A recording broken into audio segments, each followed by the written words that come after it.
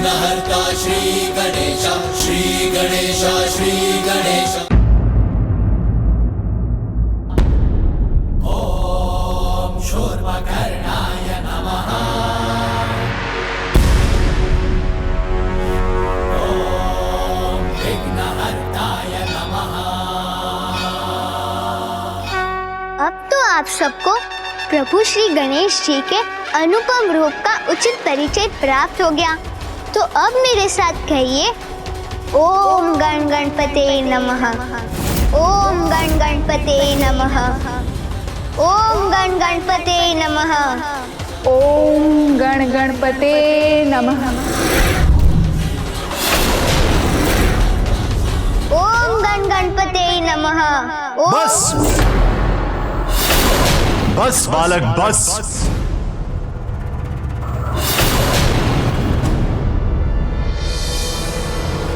तुम कहते हो कि परम ब्रह्म है वो जिनके ऊपर संपूर्ण संसार का भार है, तो क्या उनके पास इतना समय है कि तुम्हारी जैसे तुच्छ कीड़ की प्रार्थना सुनकर, तुम्हारी पुकार सुनकर तुम्हारी रक्षा करने के लिए आएगा? हाँ, वो अवश्य सुनेंगे मेरी पुकार। उनसे किसी का भेद नहीं छिपा, चाहे वो देवलोकवासी हो या साधारण धरतीवासी। जीव बड़ा हो या छोटा, सब उनके लिए समान है। इसलिए वो मेरी भी पुकार सुनेंगे।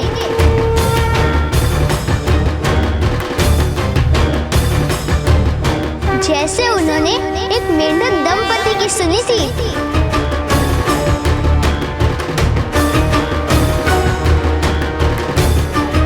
और प्रभु का नाम लेने मात्र से उन दोनों का उद्धार भी हुआ। बालक, मेंढक मेंढकी की कथाएं तुम जैसे बालक को ही सुहाती हैं। हमारे पास इस सब का समय नहीं है।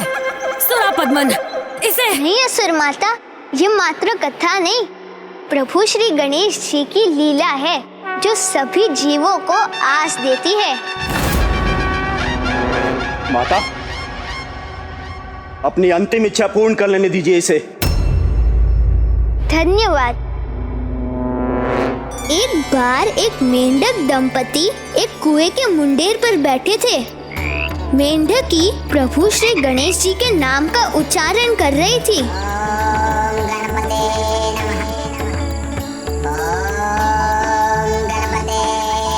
किंतु उसके पति को ये नहीं भाया, क्योंकि उसके अनुसार एक पत्नी की निष्ठा मात्र उसके पति के लिए ही होनी चाहिए। तो पति के टोकने पर मेंढकी ने प्रभु का नाम लेना रोक दिया। किंतु जैसे ही मेंढकी ने प्रभु का नाम लेना छोड़ा, आंधी और वर्षा होने लगी। आकाश से विद्युतीय तरंग कुएं के मुंडेर पर गिरी और वो दोनों कुएं में गिर गए।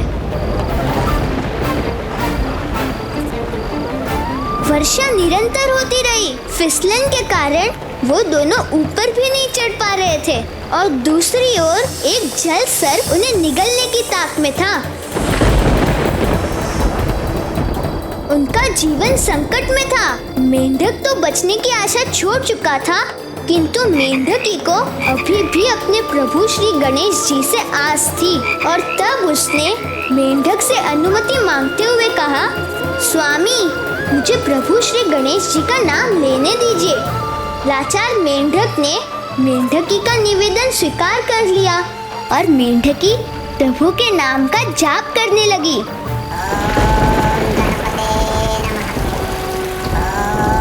और उधर उस सर्प ने भी अपना मुंह खोलकर वार किया और तब जैसे ही सर्प उनके निकट पहुंचा, कुएं में कुछ गिरा। मेंढक ने तो भयभीत होकर अपने नेत्र बंद कर लिए, किंतु मेंढकी को अपने प्रभु पर इतना अटूट विश्वास था कि उसे लगा कि वो प्रभु श्री गणेश जी की सुन है। और जब मेंढक ने अपने नेत्र खोले और पाया कि वो एक जल के पात्र में है, सुरक्षित है, मेंढकी ने कहा, प्रभु दयानिधान श्री गणेश जी ने उनकी रक्षा की। किंतु मेंढक को तो प्रभु पर विश्वास नहीं था, तो वो बोला, ये तो एक मात्र संयोग है। वास्तव में हमारी रक्षा तो इस व्यक्ति ने की है, जिसने इस पात्र को जल में डाला और हम दोनों को बाहर निकाला। इसलिए तुम्हारे गणेश जी में विश्वास व्यर्थ है। तो अब यदि तुमने अपने पति की अवज्ञा की तो तुम अपने पति का अपमान करने का अधर्म करोगी। उसके पति की बात सुनकर मेंढक सहम गई और शांत हो गई, किंतु जिस जल में वो थे वो खोलते हुए उस जल के पात्र में डाल दिया गया। इस नए संकट से गिरने पर वो उससे निकलने का कोई प्रयास करते उससे पहले उस पात्र को ढक दिया गया। अब तो बचाव का कोई मार्ग ही नहीं था। तो मेंढक ने उस पर कटाक्ष करते हुए कहा, तुम्हारे आस के आधार प्रभु श्री गणेश जी कहाँ है? तो मेंढकी ने उत्तर दिया, आपने ही मुझे प्रभु श्री गणेश जी का विचार करने से या नाम लेने से रोक दिया है स्वामी। तो मैं उनका स्मरण कैसे करूं? जीवन और मृत्यु के बीच अधर में लटके मेंढक को और कुछ न सूझा तो उसने कहा, तो लो मैं अनुमति देता हूँ, लो उनका नाम और हमें यहाँ से निकालो। किंतु मेंढकी ने कहा, यदि मैंने ऐसा किया तो आप मुझे प्रभु का नाम लेने से कदापि नहीं रोकेंगे। मेंढक के पास तो कोई और चारा था ही नहीं, तो उसने मेंढकी का प्रस्ताव स्वीकार किया और नवीन आशा और उत्साह के साथ मेंढकी फिर से प्रभु का नाम लेने लगी। बस मेंढकी द्वारा प्रभु का नाम लेने की देर थी कि जल का पात्र जल के उबलने से कंपित होने लगा और फिर अचानक टूट गया और जल बिखर गया और मेंढक और मेंढकी फिर से मुक्त हो गए।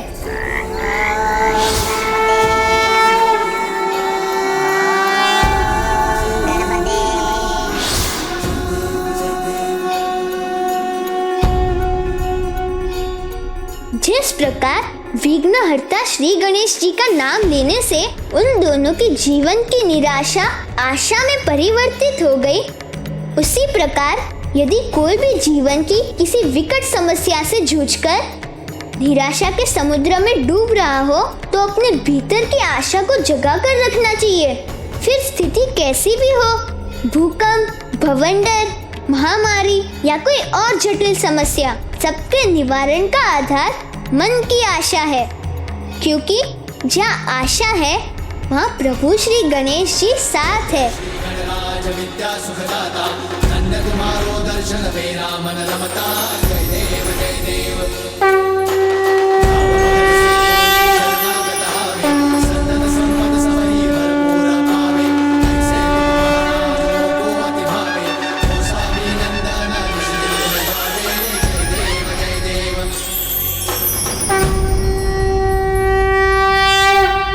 और मेरी क्या आशा है ये भी सुन लीजिए। मेरे प्रभु कार्तिकेय मात्र मेरी रक्षा के लिए नहीं, अपितु कुटिलता, कपट, दुष्टता, अधर्म का अंत कर धर्म की स्थापना के लिए भी यहाँ आएंगे। और जब तक आस है तब तक श्वास है, और जब तक मेरे प्रभु श्री गणेश जी मेरे साथ है तब तक ना कोई मुझसे मेरी आस छीन सकता है न मेरी श्वास। जयंत की भक्ति और प्रभु कार्तिकेय की शक्ति पर विश्वास रखिए देवराज। अपना व्रत संपन्न करने के उपरांत वो स्वयं उसे मुक्त कराएंगे।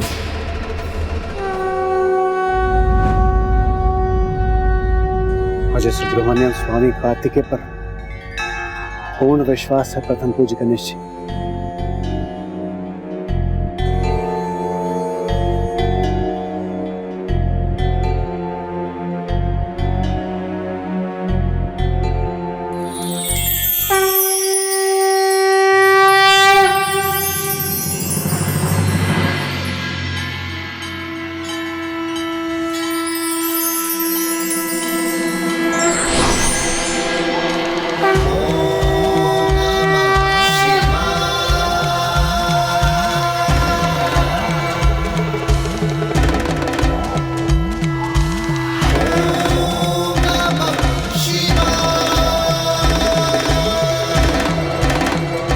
प्रणाम प्रभु।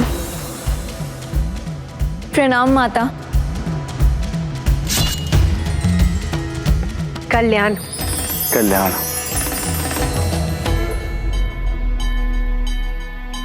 पुत्री, भक्ति भाव और निष्ठा तुम दोनों में ही हमारी आशा से कहीं अधिक हो। हम अत्यंत प्रसन्न हैं। पुत्री, तुमने वो उदाहरण दिया है जो अतुलनीय है। भक्त के रूप में अपार भक्ति की, जीवन साथी के रूप में हर क्षण उसका साथ दिया, और तभी संयम और ध्यान में रहकर भी कार्तिकेय अपनी पूजा पूर्ण कर सका, जो उसकी साधना और एकाग्रता और तुम्हारी अनुपम भक्ति का प्रमाण है। किंतु पुत्री, अभी पाशुपतास्त्र प्राप्त करने के लिए एक अंतिम उत्तर देना शेष है।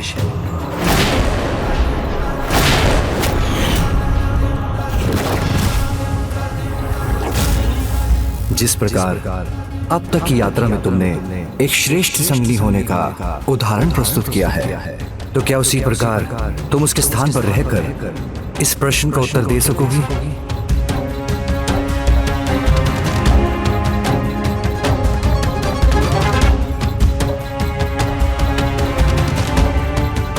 बता सकती हो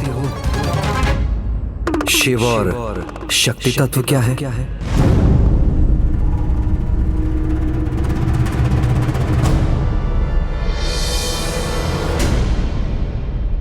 तुम्हारा उचित उत्तर ही उसे पाशुपतास्त्र पाने में सफल कर सकेगा, अन्यथा उसकी संपूर्ण यात्रा और उसकी साधना विफल हो जाएगी।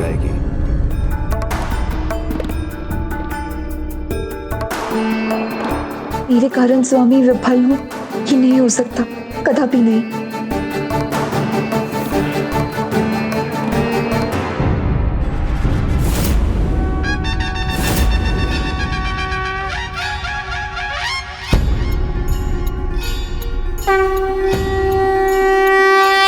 प्रभु महादेव, स्वामी के स्थान पर आपके प्रश्न का उत्तर मैं अवश्य दूंगी।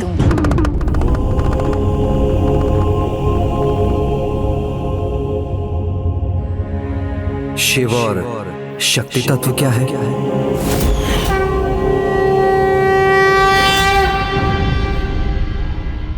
शिव और शक्ति एक दूसरे से विलग नहीं है। शिव तत्व में शक्ति और शक्ति तत्व में शिव समाहित है।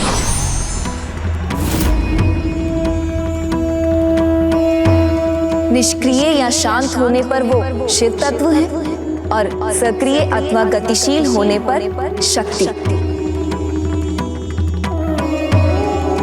और ये दोनों संयुक्त रूप से ही सृष्टि की उत्पत्ति, उसके पालन और उसके विलय के नियंत्रक हैं।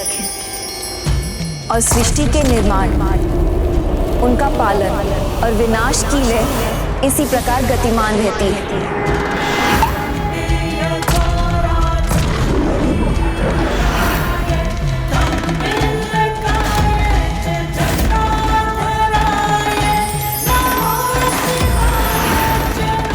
जिस प्रकार जब तक हाथ पेड़ से तोड़कर फल जीवा तक ना ले जाए, तब तक प्राणी को उसके स्वाद का पता नहीं चलता, उसी प्रकार शक्ति गतिमान होकर शिव को संसार के प्रति उनके हृदय में भाव जगाती है, और फिर दोनों के परस्पर सहयोग से संसार भी गतिमान होता है।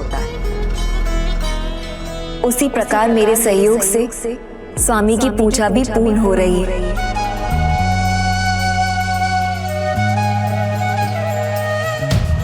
जैसे प्रभु महादेव का प्रश्न स्वामी के लिए था और मैं उत्तर दे रही हूँ, ठीक उसी प्रकार अटूट और परस्पर है शिव और शक्ति का तत्व और संबंध।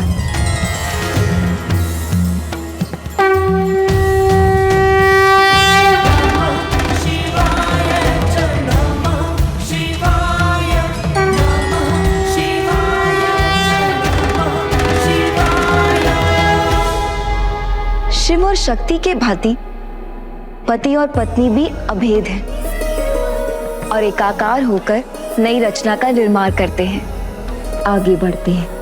यही शिव शक्ति तत्व है। पुत्री, तुमने न केवल पति पत्नी के पावन संबंध न केवल शिव शक्ति के दिव्य बंधन को समझाया है, अपितु इस अंतिम परीक्षा में भी पुत्र कार्तिकेय को सफल बनाया है। अब वो पाशुपतास्त्र पाने और उसे धर्म युद्ध में उसका प्रयोग करने के लिए सर्वथा योग्य है।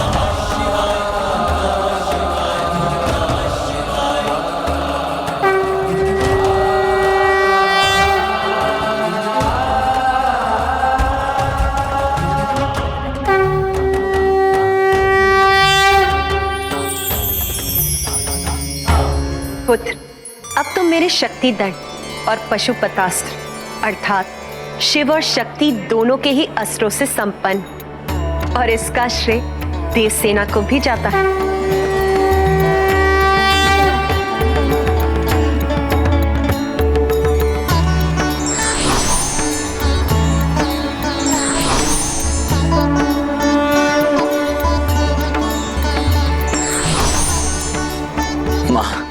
पिताश्री, आपके इस पुत्र पर आप दोनों की इस कृपा के लिए आपको कोटि कोटि धन्यवाद। अब आप दोनों मुझे ये आशीष दीजिए कि मैं अपना कर्तव्य पूर्ण कर सकूं। सफल भव। पुत्र, हमारा आशीष सदा तुम्हारे साथ है कि तुम धर्म का प्रतीक बन अधर्म का नाश करो।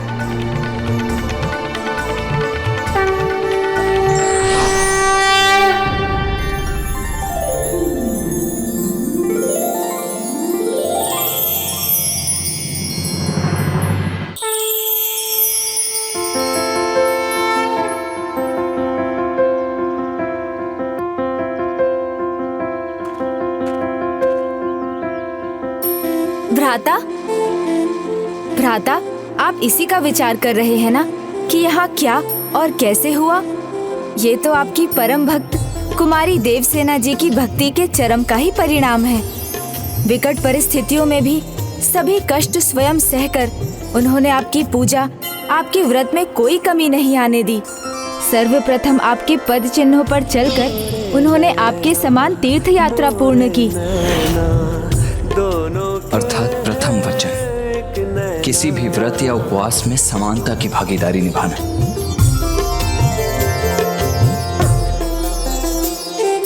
फिर यहाँ पहुँचने के उपरांत आपके व्रत का सम्मान करते हुए प्रत्येक पग पर आपकी सहायक बनी। ये तो दूसरा वचन था, एक दूसरे के प्रत्येक चुनाव का सम्मान करना। आपकी पूजा के हर चरण में आपके साथ रही और आपके लिए एक उचित स्थान का निर्माण किया।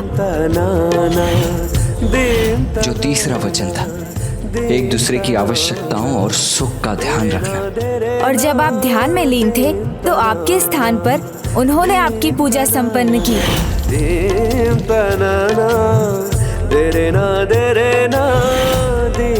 चौथा वचन, प्रत्येक अवस्था में एक दूसरे के दायित्व निभाने में साथ देना। माता, मुझे आशीर्वाद दीजिए कि मैं ये पूजा संपन्न कर सकूं। और पांचवा वचन है, एक दूसरे से विमर्श किए बिना कुछ नहीं करना। इतना ही नहीं भ्राता, मूसलाधार वर्षा में भी उन्होंने आपके व्रत, आपके ध्यान को ही सर्वोपरि माना।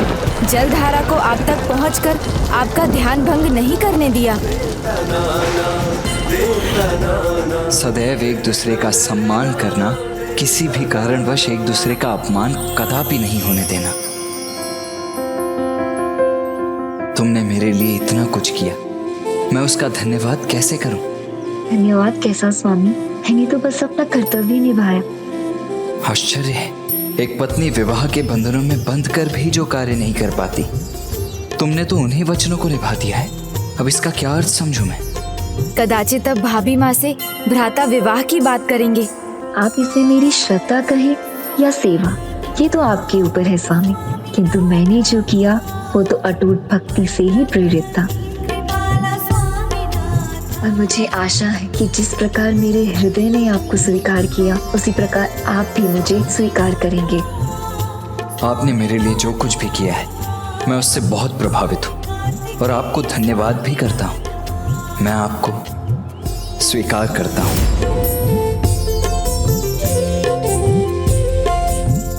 अपनी प्रिय भक्त के रूप में।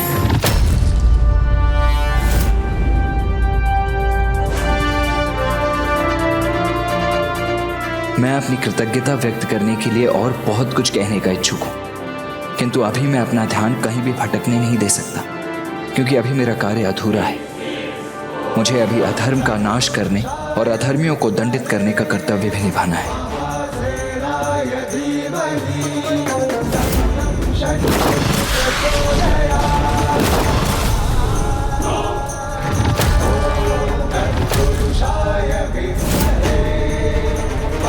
प्रभु सुब्रमण्यम कार्तिकेय स्वामी की जय। प्रभु सुब्रमण्यम कार्तिकेय स्वामी की जय। प्रभु सुब्रमण्यम कार्तिकेय स्वामी की जय।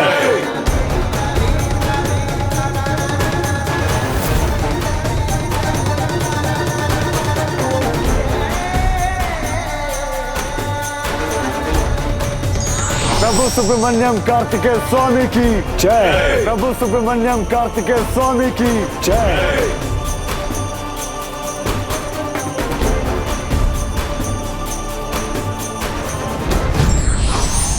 प्रणाम देवगुरु बृहस्पति जी। कल्याण हो। अब जब देव सेनापति कुमार कार्तिकेय ने पशुपतास्त्र प्राप्त कर ही लिए, तो उन्हें युद्ध के लिए प्रस्थान करने में तनिक विलंब नहीं करना चाहिए।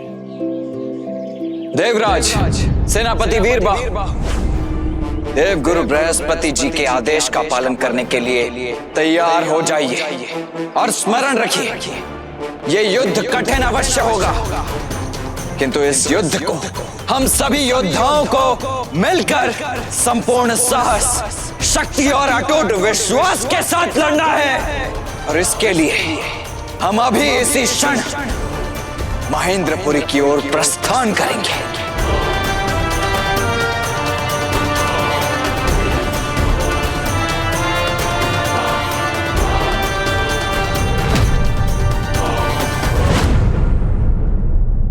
मूर्ख समझने की भूल कर रहा है मुझे ये बालक। भेद जानने के लिए भेदिया छोड़ दिया ताकि हम यहाँ इसमें उलझे रहें और वो वहाँ युद्ध की तैयारी कर यहाँ पहुँच भी जाए, किंतु मैं ऐसा कदापि नहीं होने दूंगी। माँ, मुझे अनुमति दो, मैं अभी इसका अंत कर देता हूँ। नहीं, ये कारागार में रहना चाहता है ना, तो इसे ऐसे भयंकर कारागार में भेजूंगी जहां होने वाले कष्ट की ये कल्पना भी नहीं कर सकता। और जहां तक उस कार्तिकेय का प्रश्न है, तो मैं जानती हूं कि उसके साथ क्या करना है।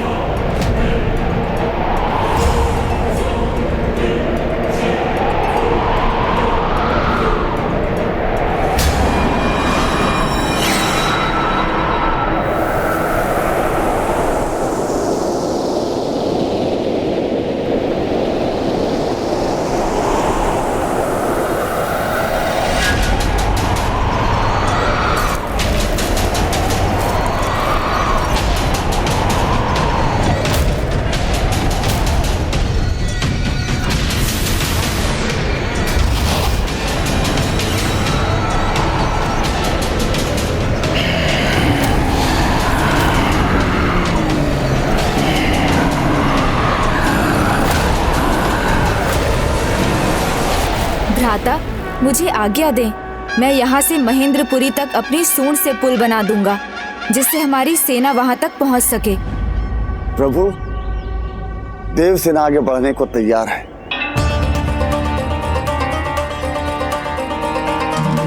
हाँ देव सेनापति, हमारी सेना युद्ध के लिए तैयार है, किंतु मुझे ऐसा प्रतीत हो रहा है जैसे आप किसी की प्रतीक्षा में हैं। नहीं देवराज, हमें इसी क्षण कूच करना चाहिए।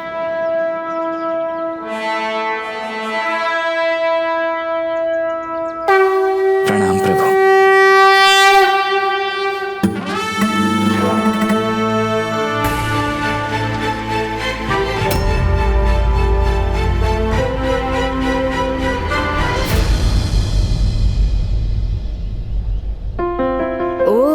तो भ्राता भाभी माँ की ही प्रतीक्षा में थे।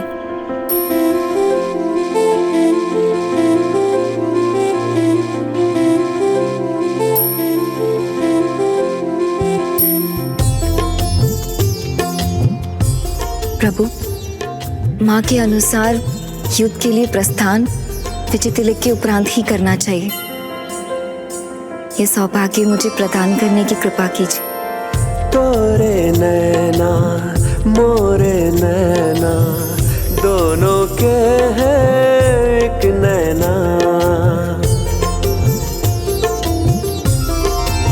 हो तोरे नैना मोरे नैना दोनों के हैं एक नैना, तोरे नैना मोरे नैना दोनों के हैं एक नैना, तोरे नैना मोरे नैना दोनों के हैं एक नैना।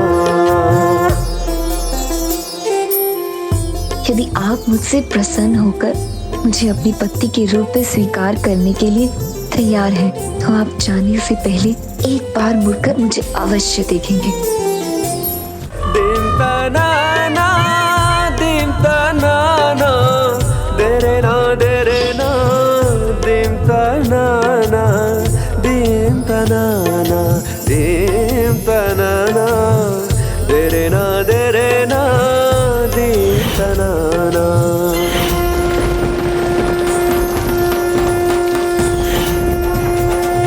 दिन तनाना देरे ना दिन तनाना दिन तनाना दिन तनाना देरे ना। ये क्या, प्रभु ने तो चाहते मुझे देखा ही नहीं। दिन तनाना देरे ना दिन तनाना।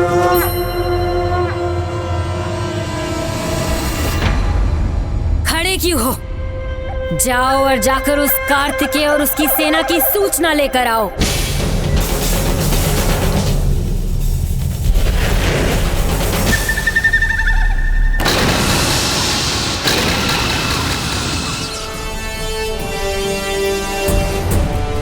मुझे विश्वास है आप मुझे निराश नहीं करेंगे प्रभु। एक बार अवश्य मुड़ेंगे, देखेंगे मुझे। वो मुड़ क्यों नहीं रहे, मुझे देख क्यों नहीं रहे? क्या मेरी ये आशा निराशा बन जाएगी?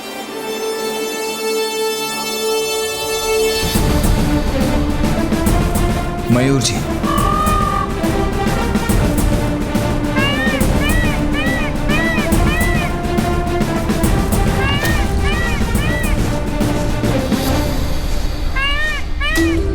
प्रभु तो अपने वाहन मयूर जी पर सवार भी हो गए।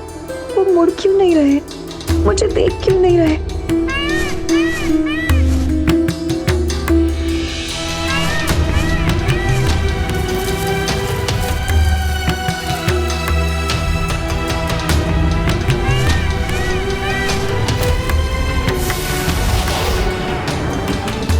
युद्ध ही दुष्टता के अंत का अंतिम उपाय है, तो अब वही करूंगा मैं। किंतु अधर्म अनाचार को रोके बिना अब मैं भी नहीं रुकूंगा।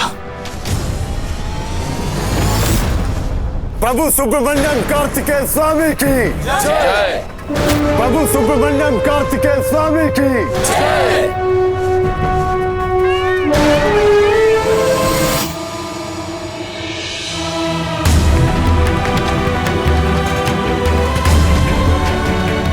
भाभी माँ के मुख पर ऐसी चिंता। जिस प्रकार प्यास लगने पर जल की एक बूंद भी अमृत के समान होती, उसी प्रकार स्नेह संबंध, स्नेह युक्त संकेत की एक झलक भी मन को तृप्त कर देती। देवसेना कितने समय से, कितने अधीरता से पुत्र कार्तिकेय की एक स्नेह युक्त दृष्टि की प्रतीक्षा कर रही। यदि वो भी उसे प्राप्त नहीं हो तो उसका प्रेम भरा हृदय मुरझा जाएगा। भाभी माँ के हृदय को निराशा का सामना नहीं करना चाहिए। वो मेरी भाभी माँ ही नहीं, स्वयं देवताओं की सेना की शक्ति देव सेना है, जिनसे देव सैनिकों को शक्ति और ऊर्जा प्राप्त हुई है। इसलिए यदि वो निराश हो गई तो युद्ध के लिए प्रस्थान करने वाली संपूर्ण देव सेना निराशा के भंवर में डूब जाएगी।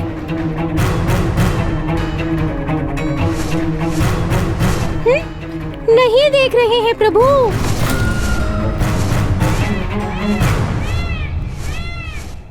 हाँ मूषक जी, उनकी दृष्टि तो उनके लक्ष्य पर ही टिकी है। उन्होंने नहीं देखा, अभी भी नहीं देखा भाभी माँ को। पुत्र कार्तिकेय को, पुत्री देव सेना को एक बार अवश्य देख लेना चाहिए।